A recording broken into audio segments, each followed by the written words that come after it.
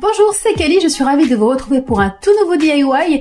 Si vous me suivez depuis un petit moment, vous devez savoir que je suis make-up addict et que, comme pour beaucoup d'autres cosmétiques, j'aime particulièrement le faire maison. Aussi, je me suis dit qu'il était très certainement temps de vous montrer comment réaliser vous-même une base de couleur beige. Le beige en maquillage est incorporé dans beaucoup de produits, que ce soit anti-cerne, fond de teint, différentes poudres pour le visage. Alors je vais vous faire voir qu'avec quelques ingrédients clés qui évidemment pour le coup ne sont ni remplaçables ni modulables, vous pouvez obtenir quelque chose de parfait. Et comme d'habitude, retrouvez la recette détaillée sur le site kellybeauty.com.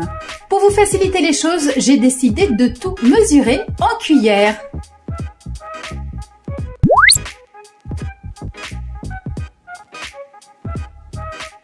Je vais donc utiliser de l'oxyde jaune et j'en ajoute 2 cuillères Smigden. On poursuit avec l'oxyde rouge et cette fois-ci c'est une cuillère drop. J'intègre aussi de l'ultramarine bleue et j'en ajoute une cuillère drop. Vos cuillères doivent être parfaitement arasées. Vous pouvez utiliser une petite spatule par exemple pour être bien certaine que ce soit le cas.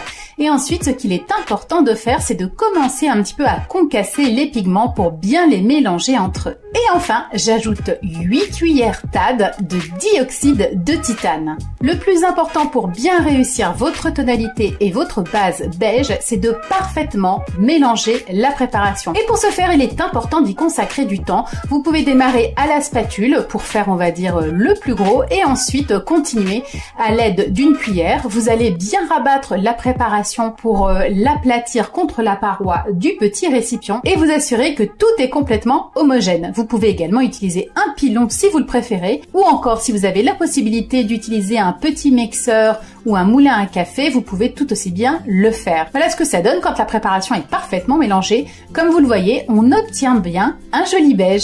Pour tous les produits de maquillage entre guillemets sec, on va pouvoir l'utiliser tel quel. J'entends par là tout ce qui est maquillage minéral, que ce soit des poudres de teint ou bien des anti-cernes. En revanche, si vous l'utilisez dans des produits où vous allez rajouter des corps gras ou il y aura un bain-marie, vous allez peut-être devoir ajuster un tout petit peu la tonalité car elle change au contact des autres ingrédients. Si vous l'utilisez tel quel, vous aurez un joli beige avec une petite pointe de rosé à l'intérieur. Si vous avez l'impression que c'est un peu trop prononcé, c'est très simple, il vous suffit tout simplement d'ajouter un petit peu, alors là on y va vraiment très progressivement, cuillère drop par cuillère drop en utilisant l'ultramarine bleue, ça va tout de suite apporter une tonalité plus froide.